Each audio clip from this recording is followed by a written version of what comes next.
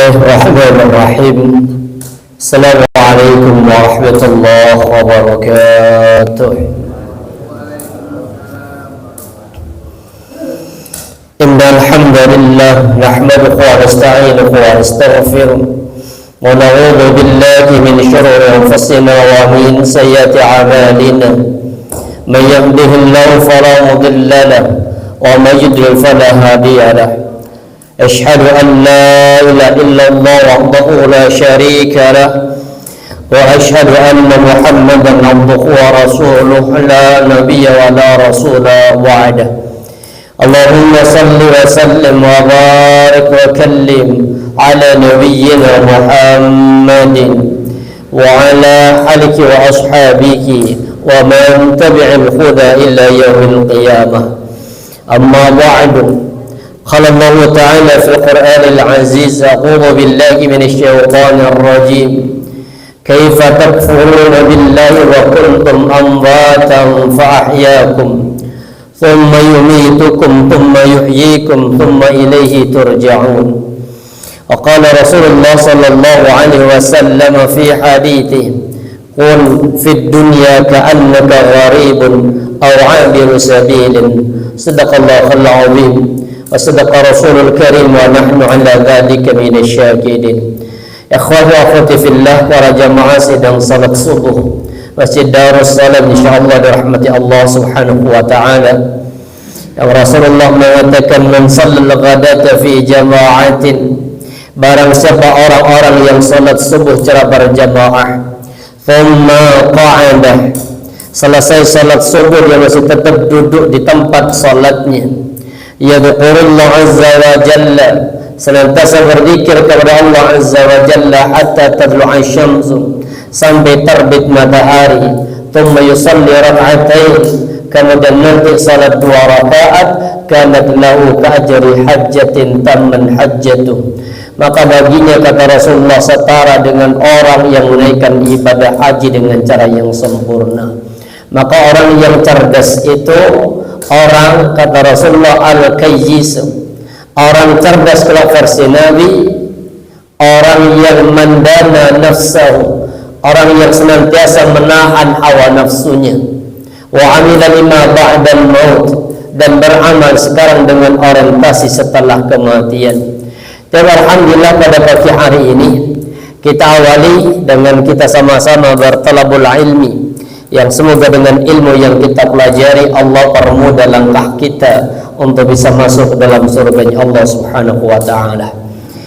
Kita sampai kepada bab yang ketiga dari kitab At-Tadhkirah. Bab yang pertama tentang kematian sudah kita bahas. Bab yang kedua tentang kubur sudah kita bahas. Ini bab yang ketiga tentang hari kiamat dan apa yang terjadi di dalamnya. Berangkat dari satu hadis Nabi ketika Rasulullah berwasiat kepada seorang sahabat namanya Abdullah ibnu Umar, anak muda yang dinasihati sama Nabi, tapi nasihat tentang masalah kematian. Kalau orang tua dinasihati kematian itu apa? Wajar. Wis pensiun 60 ke atas dinasihati tentang urusan kematian itu masuk akal. Tapi Rasulullah menasihati ini anak muda, anaknya Umar bin Khattab. Umar dengan Rasulullah itu jaraknya berapa? Lama. Rasulullah mendapatkan wahyu umur 40, Umar masuk Islam itu umur 27. Ketika berapa tahun? 13 ya. Yang jam 14-an kan enggak langsung masuk Islam. Kemudian apa? Ini anaknya. Berarti kan jauh lebih muda. Tapi Rasulullah menasihati Abdullah ibnu Umar ini, bahkan kemudian Nabi kalau nasihatnya berat atau nasihatnya dahsyat itu, Nabi memegang pundak dari arah depan. Jenengan nasihatin istrinya nuwakal mungkin, entek duwe, nasihati di depan, pegang pundaknya. Sampai kapan mau online terus gitu? Ya Allah, kalau lihat YouTube itu aneh-aneh sekarang tuh. Saya lihat tadi pakai kemarin ada Gojek, apa bukan Gojek sih, yang ngantar apa namanya, ngantar paket itu. bawa satu sepeda motor penuh seharga 11 juta. Wes sampai di lokasi dimarahin sama bapaknya. Ternyata yang pesan anaknya, anak kecil itu pesan sampai seharga 11 juta. Terus tiap Pak no, saya seakan itu apa? Yang nganter dulu kan? Kok dia yang dimarahi? Apa kata bapaknya? Gimana sih kamu anak kecilnya kok diantar? Bukan urusan anak kecilnya. Kalau sudah online otomatis kan sudah apa? Kan orang jual tuh nggak mungkin anak cilik kan nggak tahu kecuali kalau secara offline. Nah, ini perkara seperti ini. Ini anak muda subhanallah. Makanya nasihat itu kalau keras atau nasihat itu berat, maka lihat dari depan. Sampai Rasulullah ketika Umar bin Khattab itu mau masuk Islam, maka dipegang pundaknya sambil ditekan, belumkah saatnya untuk datang kepada Allah, tunduk di hadapan Allah. Ditekan sama Rasulullah pundaknya, Umar makin tunduk dan kemudian Umar makin rendah di hadapan Rasulullah, baru kemudian bersyahadat di hadapan Rasulullah. Jadi kalau nasihatnya itu penting dari depan.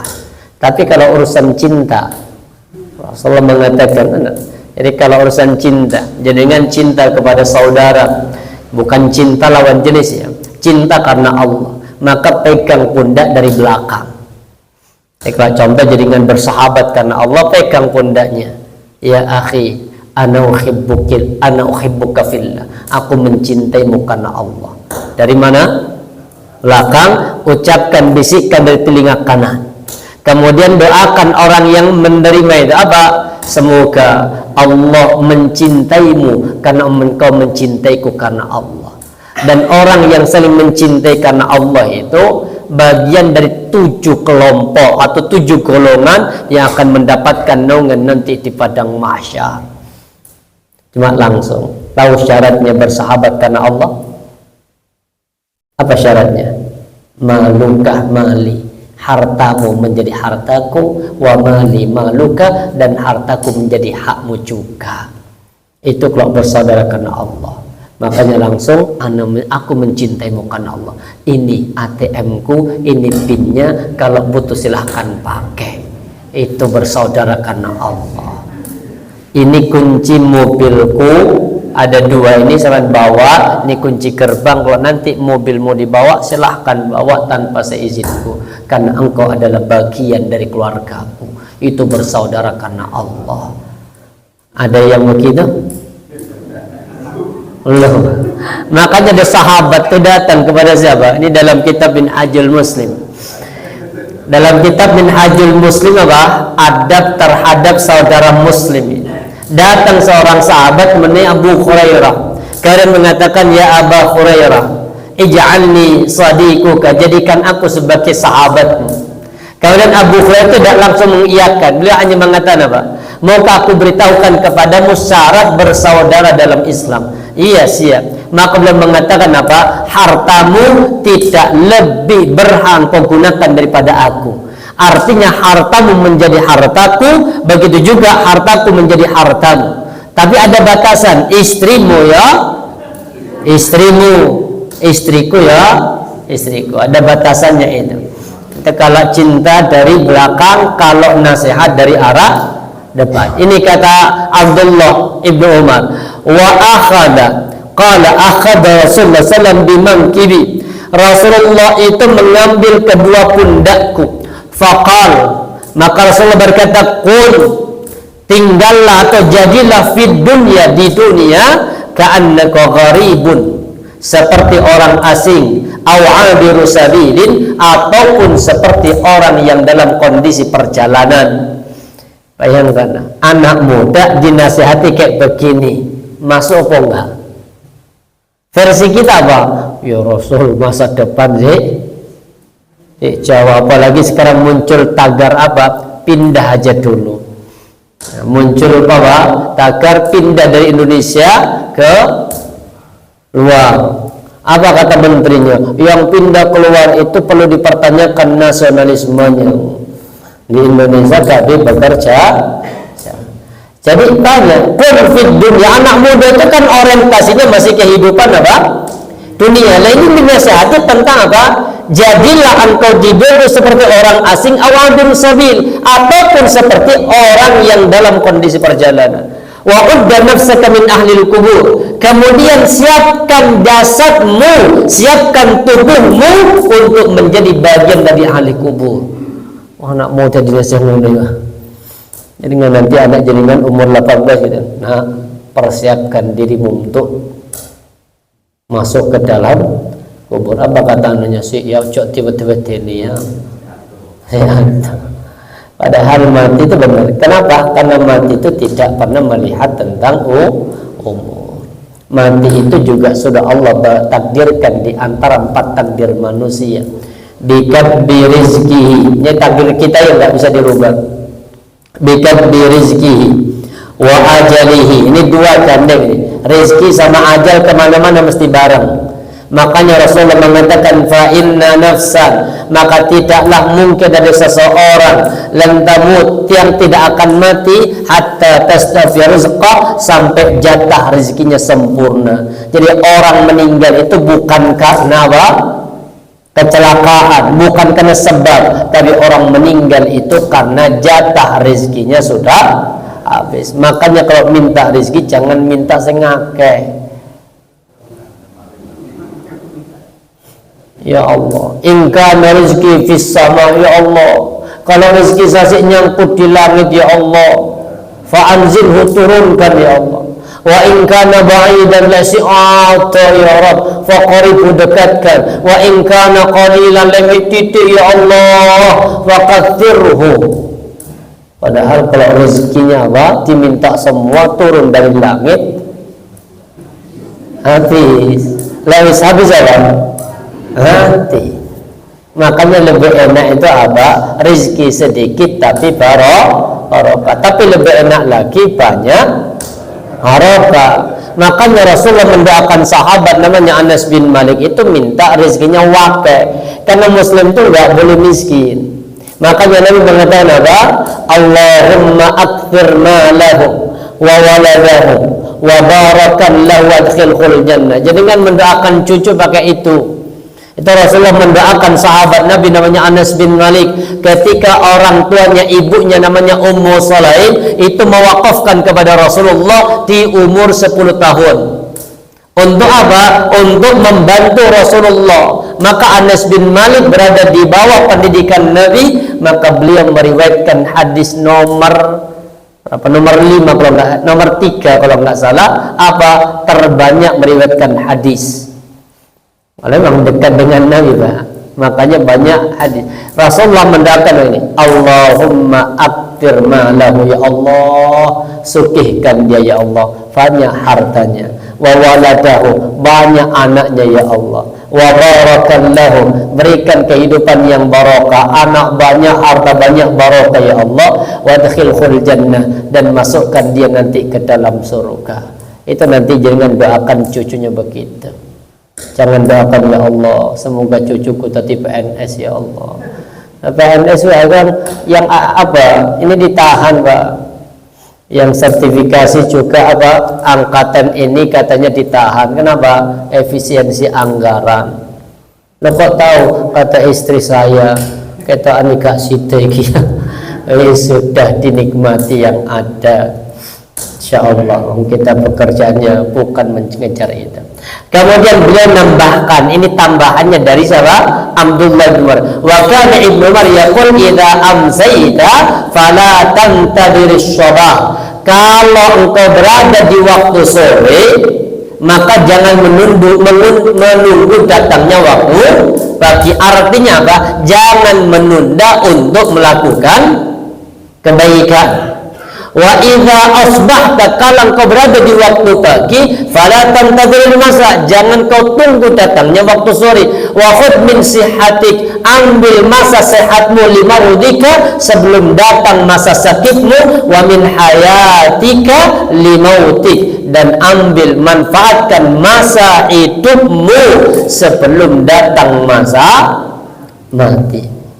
Makanya orang mati itu mesti nyesel bagi orang yang gak punya persiapan. Akannya Allah katakan orang kafir di dalam surah Al-Mu'minun 101 itu. 99 sampai 100. Apa kata Allah? Hatta idza jaa ahaduhumul maut. Ketika datang kematian menimpa mereka, qala, dia berkata, Rabbi, ya Allah, irji'uni, kembalikan aku ya Allah ke dunia, la'alli a'malu salihah, agar aku punya kesempatan melakukan amalan-amalan yang salih, fima taraktu, yang dulu ketika aku di dunia itu apa? Aku tinggalkan. Jadi ketika sudah mati baru minta kembali. Kenapa? Ada banyak kesempatan melakukan amal soleh, tapi dia sia-siakan. Tegas Allah katakan, kalla, sekali-kali tidak, kata Allah. Innaha kalimatun, itu hanya sebuah kalimat, itu hanya sebuah ungkapan. Qailuha, yang dia mengucapkannya, wa min waraihim, sedangkan di belakang mereka barzakhun ila yaum yub'atsun, ada dinding pemisah yang dikenal dengan barzah. Jadi barzah itu artinya apa? Dinding. Jadi barzah itu artinya pembatas. Maka orang kalau sudah masuk ke alam barzah, dia tidak bisa kembali lagi ke dunia walaupun malam Jumat Kliwon. Dan itu kadang kita percaya, malam Jumat Kliwon apa? Balik di kubur itu nggak ada kalender. Gimana menentukan Kliwon sama Pahing itu? Gimana caranya? Di situ nggak ada. Kenapa kok harus malam Jumat Kliwon yang dikirimi? Apalagi kemudian pulang ke rumah disiapkan kopi, ya nih, kopi siap, gorengan siap kesukaan kakek. Pagi harinya ditelok ambil bojonin teh. Lo kok bisa dipangan mertua, dipangan mantu nih. Enggak, itu di kita. Saya di Singosari itu masih ada keyakinan begitu, Pak. Jadi malam Jumat kan ada lagunya. Saben malam Jumat, apa ya? Ahli kubur, itu orang Jawa Pak nyanyi Pak. Balik nang oma itu. Ada hadisnya memang Pak. Cuma hadis itu maudhu, hadis itu palsu. Baik. Kemudian lanjut. Ini orang cerdas. Siapa orang cerdas itu? Ini kalau kata Rasulullah, ini hadis riwayat Ibnu Majah. Syekh Albani mengatakan kedudukan hadis ini hasan.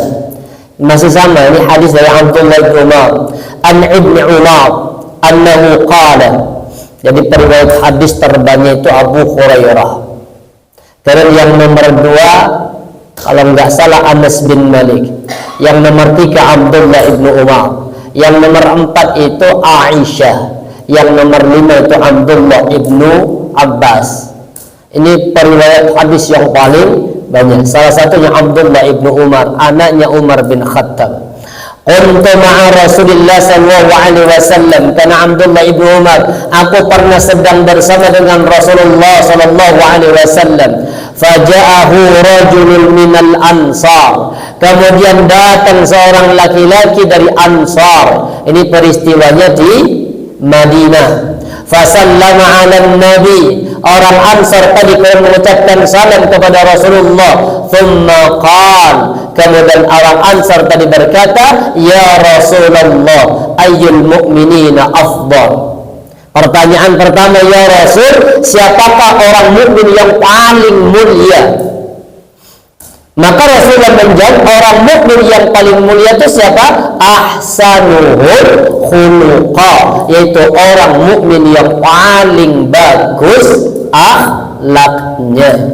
Makanya akhlak itu menempati urutan tertinggi, sampai Rasulullah mengatakan inna sahiba husnil khuluq, sesungguhnya orang yang punya akhlak yang baik la yablughu sahibus syiyam was shalah. Orang yang punya akhlak yang bagus maka akan mencapai derajat orang yang ahli puasa dan ahli sholat. Makanya sampai Nabi mengatakan ma min syai'in yudha'u fil mizan afqalu min husnil khuluq.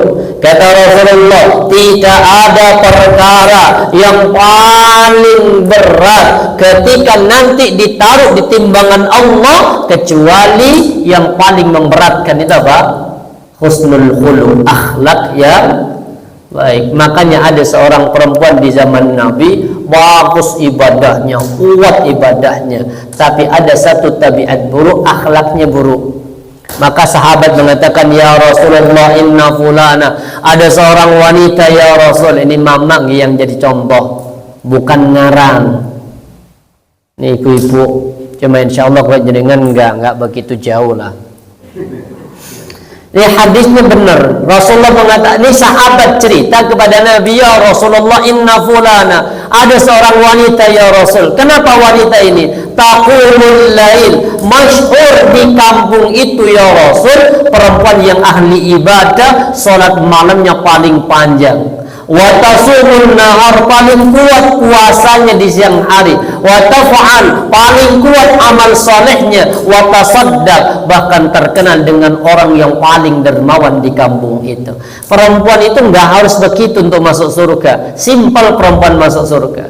Nabi hanya mengatakan, idza sallat al mar'ata khamsaha, perempuan kalau sudah mampu menjaga salat 5 waktunya, jaga 5 waktu. Wa shamat syahraha, mampu menjaga puasa Ramadannya. Wa hafizat farjaha, menjaga kemaluannya, kehormatannya. Wa ata'at zawjaha, mentaati perintah suaminya.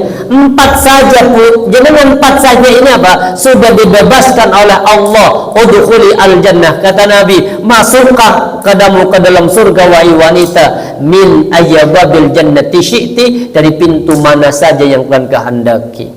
Jadi perempuan itu syarat masuk surga lebih mudah. Hanya jaga apa? Salat 5 waktu. Nggak usah qobliyah, nggak usah sudah. Nggak usah ba'diyah, cukup. Nggak usah tahajud, 5 waktu saja. Kalau sempurna. Leka sempurna, maka butuh apa? Tambahan untuk menyempurnakan yang dikenal dengan apa? Sunnah. Kemudian puasa Ramadan cukup, habis itu jaga kehormatannya. Jangan sering membuka orang di depan orang lain. Jangan sering memposting sesuatu yang itu menjadi hak yang tertutup. Kemudian yang terakhir, taat perintah suami. Dari 4 ini mana yang paling berat Bu? Taat suami ya, berat nih. Kenapa Bu? Benar. Oh no, ada masalah Ustaz. Dan ini mumpung di bulan Sya'ban, Rasulullah mengatakan apa tentang bulan Sya'ban? Kata Rasulullah apa? Dzata syahrun turfa, dzata syahrun tughfal fi innas an. Itu adalah bulan yang paling banyak dilalaikan manusia. Baina Rajabin wa Ramadan, bulan ini letaknya di antara bulan Rajab dan bulan Ramadan. Wa huwa turfa'ul a'mal ila rabbil alamin. Di situ amalan manusia dilaporkan menuju Allah Subhanahu wa taala. Kemudian apa? Ada amalan yang dilaporkan tapi enggak terangkat. Siapa itu? Imam ya ummul qaum, orang yang apa? Kata Rasulullah, la tartafi' salatun fawqal shibra. Ada 3 golongan yang salatnya tidak terangkat, tidak diterima walaupun dilaporkan di bulan Sya'ban. Siapa itu? Rajulun amma qauman wa hum lahu karihun. Imam yang dibenci sama makmum. Jadi kalau ada makmum membenci imam dan imamnya memang gak disenangi, cuma maksa berarti imam, maka Rasulullah katakan apa? Imam yang seperti ini tidak terangkat, tapi salatnya makmum tetap terangkat. Yang kedua, khusus untuk perempuan, wa mra'atun batat wa zawju 'alaihi sakhitun, seorang istri yang tidur ketika suami sedang marah. Marahnya suami ditinggal tidur sama istri, salatnya istri itu enggak terangkat. Mesti perempuan alasan, loh Ustaz timbangane, ya, apa jawabannya? Timbangannya tambah Pak, rame lebih baik. Gitu. Nah, itu jawaban yang kurang pas. Makanya kalau suami marah, minta maaf, datangi suami. Ucapkan, Mas, aku tidak bisa memejamkan mataku kecuali atas ridho. Setelah dapat ridho dari suami baru tidur, itu insya Allah calon surga. Perempuan ini subhanallah, cuma ada satu tabiat negatif apa? Waktu di jirani habilisani, dia menyakiti tetangga dengan lisannya, berarti akhlaknya buruk. Lihat jawaban Rasulullah, la khaira fiha, perempuan tadi tidak punya kebaikan, ia min ahlin nar, dia calon sebagai penghuni neraka. Makanya orang mukmin yang paling mulia itu yang apa? Paling bagus akhlaknya. Yang kedua ditanya lagi, fa'ayyul mu'minina aqyas, terus orang mukmin yang bagaimanakah yang paling cerdas ya Rasul? Kata Nabi, akatsaruhum lil mauti dzikra, orang yang paling banyak mengingat kematian. Tapi nggak mentok di sini. Semua orang tuh pasti ingat mati. Koruptor pun juga ingat mati. Cuma kalau mereka agama Nasrani, walaupun korupsi mereka tenang. Kenapa tenang? Karena dosanya wis tebus. Siapa yang nebus? Yesus. Mereka yang bermaksiat yang nebus dosanya. Tapi kalau muslim nggak bisa, kita yang berbuat dosa, kita yang bertanggung jawab, kita pula yang harus bertaubat. Maka kemudian ketika ditanya siapa orang paling cerdas, orang yang banyak ingat mati. Yang kedua apa? Wa ahsanuhum lima ba'da isti'dadan. Kemudian orang yang menyiapkan diri dengan sebaik-baiknya untuk menghadapi setelah kematian, ulaikal aqyas, maka itu orang yang cerdas. Jadi orang cerdas itu beramal sekarang tapi punya orientasi setelah mati. Kayak orang ke masjid, nah itu orang cerdas. Kenapa?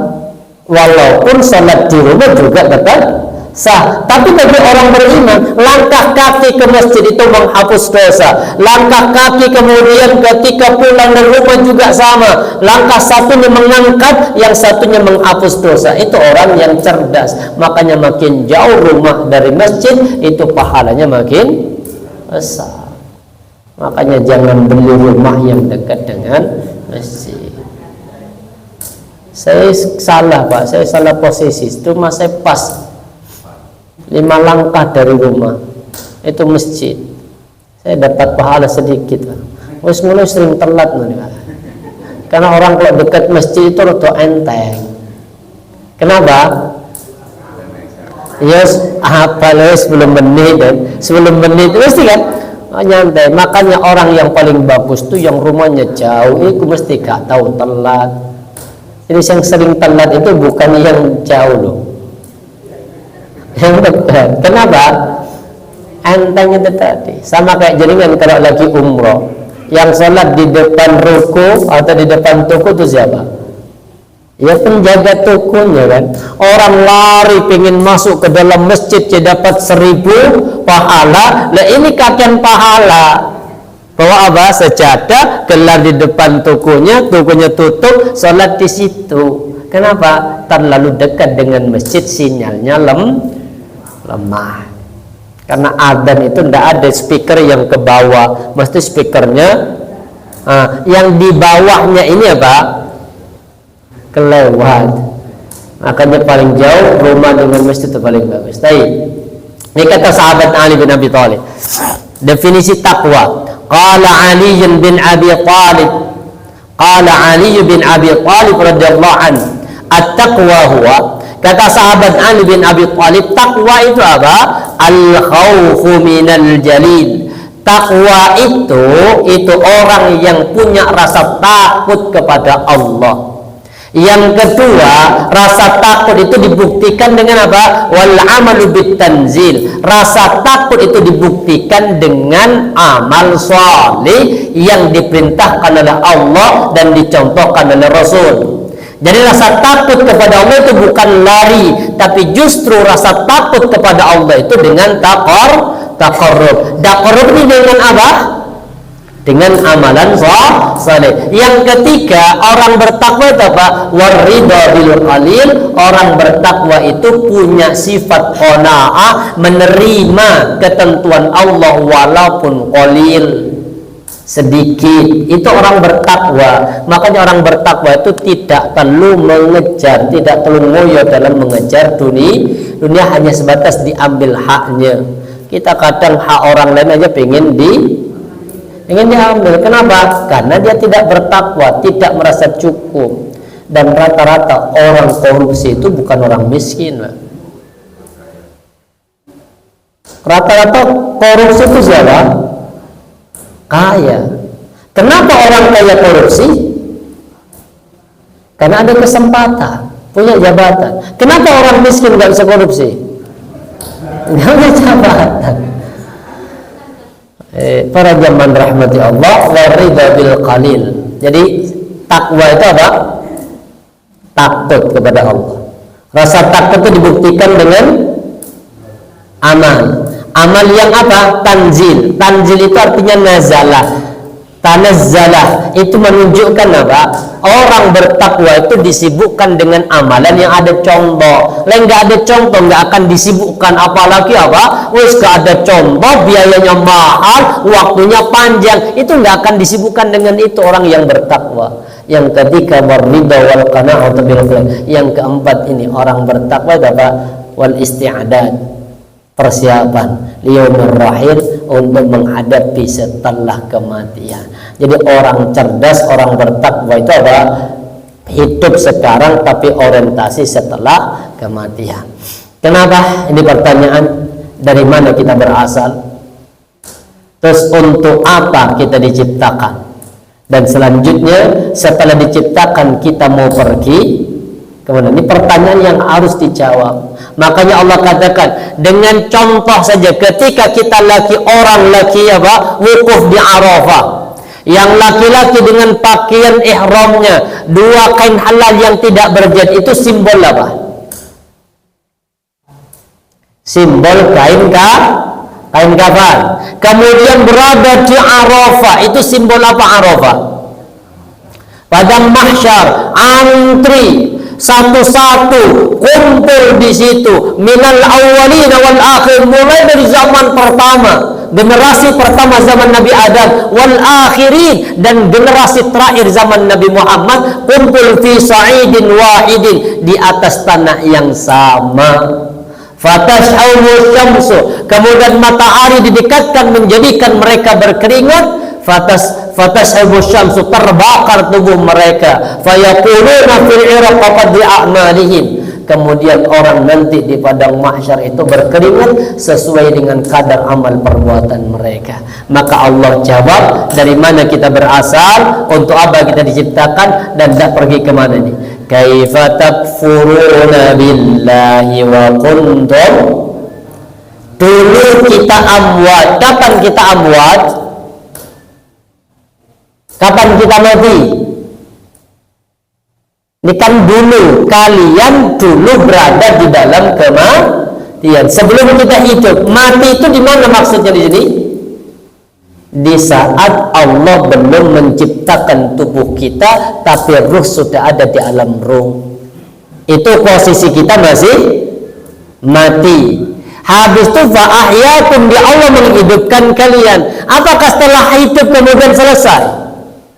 Thumma yumitukum, kemudian kalian dimatikan kembali. Setelah mati apa? Hidup lagi. Setelah hidup gimana? Yang berat yang paling belakang. Kalau hidup kemudian apa? Mati, habis itu hidup lagi. Habis mati apa? Habis hidup mati lagi. Habis itu kemudian hidup lagi, nggak ada urusan, itu enak. Masalahnya ini, tsumma ilaihi turja'un, kemudian kepada Allah turja'un, kalian akan dikembalikan urusannya. Artinya kita nanti ketika mati yang kedua, kita akan mempertanggungjawabkan apa yang sudah kita lakukan. Kalau dikubur ditanya man rabbuka, kalau nanti di padang mahsyar ditanya apa?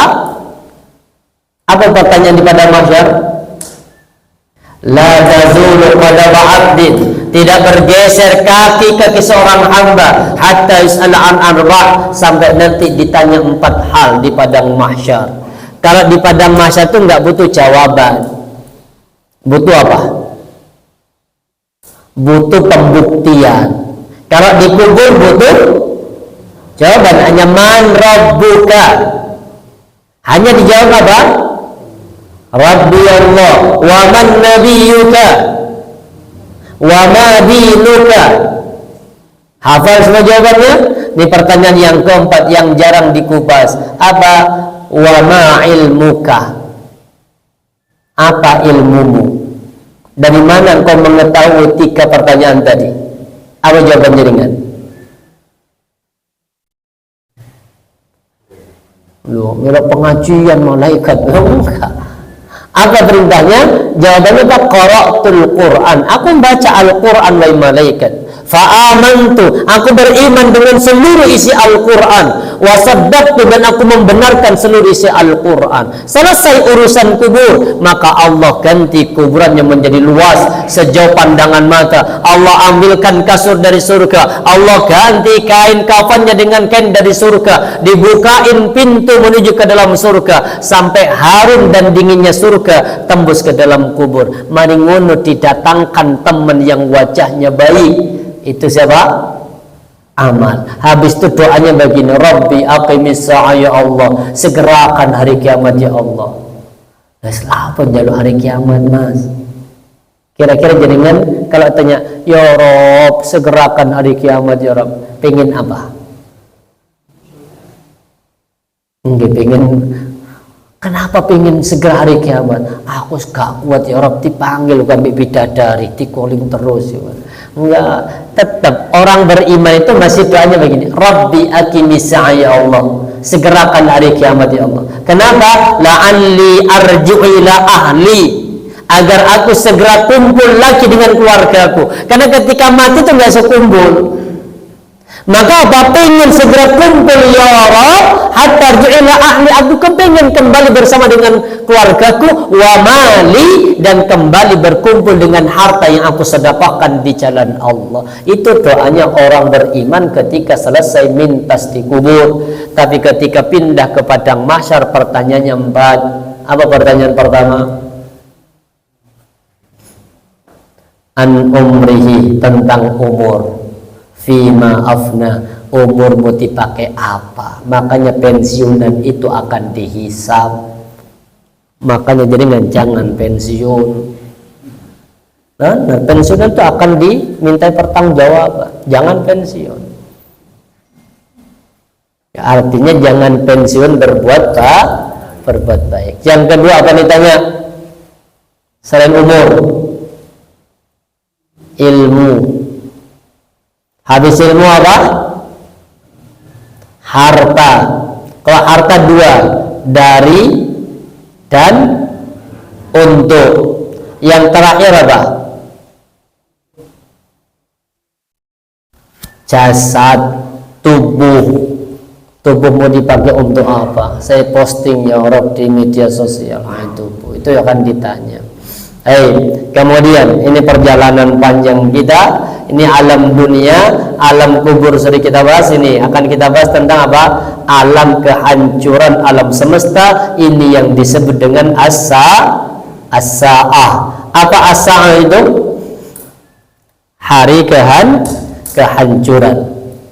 Ini kata Allah, wa annas-sa'ata, dan sesungguhnya hari kiamat itu atiyatun, pasti datang, la raiba fiha. Orang yang beriman itu tidak ragu kalau kiamat itu pasti datang. Cuma sebagai seorang muslim gak boleh memprediksi kapan datangnya. Ya, orang Indonesia ini senang apa? Senang menentukan, memprediksi. Saya masih 99 SMP di Jember, di Pondok Hidayatullah, ada apa? Informasi tanggal 9 bulan 9 tahun 99 jam 9:09 akan terjadi kiamat besar. Pernah dengar informasi itu? Lu itu rame Pak, 99 itu. 98-nya kan peristiwa ini, apa namanya itu? Santet apa namanya? Dulu yang pembunuhan gitu loh. Kayak zaman itu 98 itu. Oh ya ninja, rame ninja. 99 itu kiamat. Sampai Universitas Jember itu UNIJ itu, mahasiswa dari Banyuwangi banyak yang izin hari itu pulang. Apa jawabannya? Izin Pak, saya pengen kiamat bersama dengan keluarga. Akhirnya Pak, belum siap, panitianya belum siap, ditunda. Gak bisa diprediksi. Yang kedua, prediksi tahun berapa lagi yang ramai? 2012. Saya sudah pindah pondok, saya sudah di Bondowoso di Al-Islah. Itu pengarang bukunya sampai didatangkan ke pondok. Apa? Pengarang bukunya Kiamat 2012. Kebayang waktu itu Pak, saya masih SMA, belum nikah. Kemudian ya Allah, masa sekali kiamat itu. Bener kan, percaya, namanya juga anak muda baru baca itu, dalilnya juga ada. Bahkan suku Maya itu kalendernya sampai 2012 suku Maya. Kemudian apa? Mama Lauren juga komentar. Mama Lauren itu siapa? Dukun itu yang masuk di TV itu kan. Kata Mama Lauren apa? 2012 gelap. Itu benar. Kenapa? Karena 2011 dia mati, potong loh. Gagal. Terus apa lagi? Prediksi terakhir. Ustadz akhir zaman memprediksi 2020 kemarin itu munculnya Dajjal, 2024 kemarin itu hancurnya alam semesta. Gak tahu nanti prediksi kapan lagi. Gak boleh kita prediksi Pak. Dia pasti datang. La raiba fiha, kita tidak punya apa? Sedikit pun gak ada. Wa annallaha yab'atsu man fil qubur. Nanti kalau kiamat sudah datang, maka Allah akan membangkitkan semua orang yang berada di dalam kubur. Cuma ini masalahnya. Apa masalahnya? Kebanyakan manusia lebih mengingat hari lahir daripada hari akhir. Istri kalau pas ulang tahun bapak lupa bilang apa? Selamat ulang tahun, marahnya subhanallah. Coba kemudian apa? Selamat, umurmu sudah tua, mendekati kematian. Insya Allah marah. Padahal bertambahnya umur berarti apa?